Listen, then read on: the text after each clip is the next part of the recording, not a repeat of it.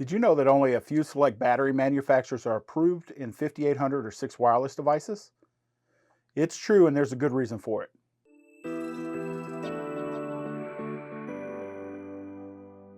Hi, I'm Rob with Resideo.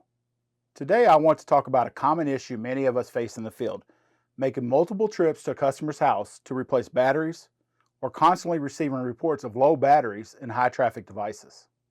So why only certain batteries?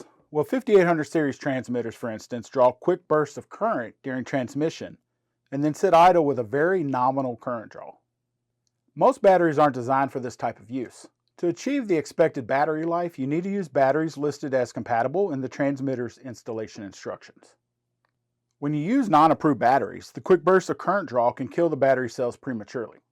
This means they'll typically go low in a matter of months, leading to those frustrating multiple trips and customer complaints. To make your job easier, here's a list of battery brands and sizes that are compatible with our devices.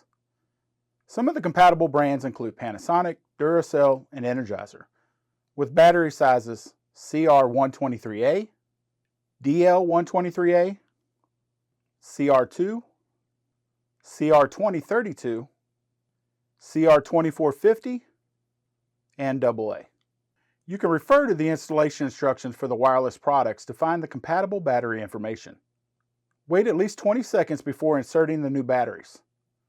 Once the batteries have been replaced, don't forget to clear the low battery on the security system. For Vista series control panels, replace the battery in the sensor and then transmit a signal by activating it. Once the signal is transmitted, do the 4-digit code and off twice on your keypad. This will clear the low battery from the keypad. For Pro Series, replace the battery in the sensor and then transmit a signal by activating it. Following these recommendations will save time, keep your customers happy, and ensure the devices work as intended. Let's look at some of the most common wireless devices which may be a bit difficult to replace batteries on. Let's look at the SiX wireless outdoor siren. When changing the battery, twist the unit counterclockwise off the base to expose the batteries. Remove the 4 AA batteries and replace them with the new ones. Place the siren back on the base, twist clockwise, and it's ready. This is the SiX wireless smoke detector. Just like the siren, it will twist off the base counterclockwise, exposing the batteries. Take the current ones out and replace them with new ones. Place the detector back on the base, twist clockwise, and it's ready. On the SiX combo detector, this unit will also twist off the base just like the siren and smoke. Take the batteries out and replace them with the new ones.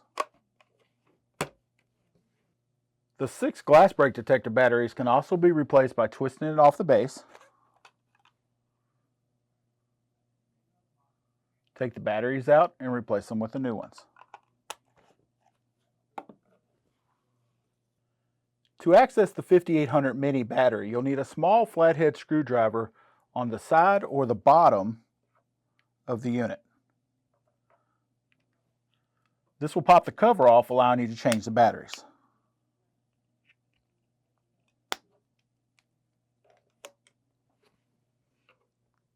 The Pro 6 Med has 4 screws that you unscrew to reach the battery inside.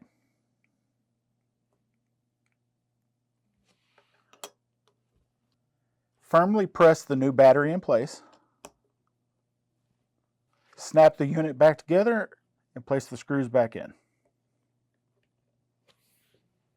To access the batteries on the 5816, use a screwdriver to press the tab and pop the cover off the unit.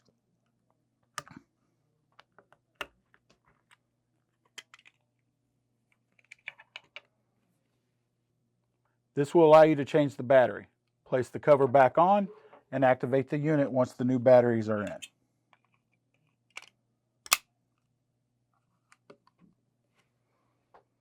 The 5800 PIR is the same as the 5816. Use a screwdriver to press in the tab and pop the cover off.